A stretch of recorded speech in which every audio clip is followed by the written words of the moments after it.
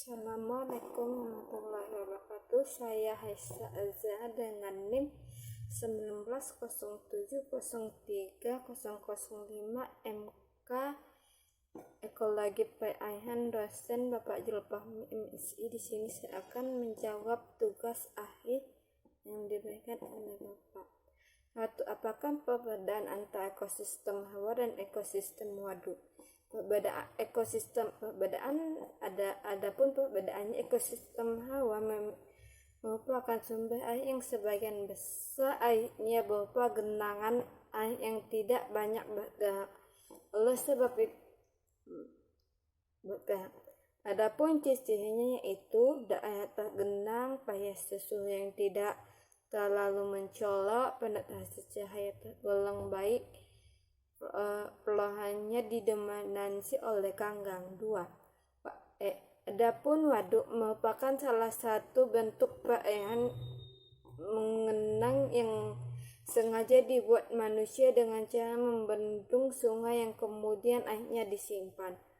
Waduk cenderung selalu menerima masukan secara terus-menerus dari sungai yang mengalihinya, dan dapat berfungsi sebagai untuk menyimpan kekayaan plasma nutfah, mensuplai air permukaan dan penyediaan air untuk pertanian, sumber air baku masyarakat, pertanian, pembangkit tenaga air listrik, dan pariwisata. Hulu dan hilir sungai memiliki ekosistem yang sama. Apakah benar? Jelaskan lebih lanjut. Tidak sama karena bagian hulu didasarkan pada fungsi konservasi sungai agar tidak terdegradasi, yang antara lain dapat diindikasikan dari kondisi tertutup vegetasi lahan dari aliran sungai, kualitas air, kemampuan menyimpan air debit, dan curah hujan. Sedangkan pada bagian hilir didasarkan pada fungsi pemanfaatan air sungai yang dikelola untuk dapat memberikan manfaat bagi kepentingan sosial dan ekonomi, yang diidentifikasikan melalui kuantitas dan kualitas air, kemampuan penyaluran air, tinggi curah hujan, dan terkait untuk kebutuhan pertanian, air bersih, serta pengelolaan air limbah. 3. Mangrove dapat mengurangi sebaran limbah di perairan. Apakah benar? Jelaskan lebih lanjut.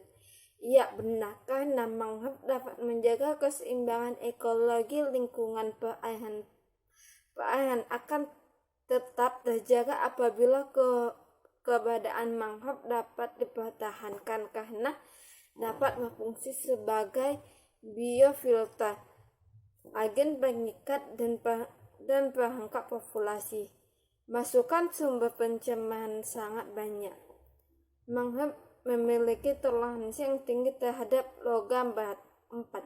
Apa dampak pencemaran limbah organik terhadap ekosistem perairan? Adapun dampaknya itu, pembuangan limbah organik dapat menyebabkan peningkatan mikroorganisme atau kesuburan tanaman air, sehingga menghambat masuknya cahaya matahari ke dalam air.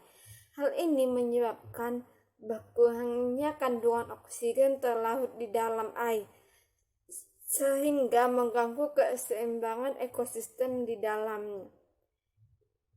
5. Apakah pencemaran berpengaruh terhadap kelestarian ikan? Bagaimana mekanisme kerjanya?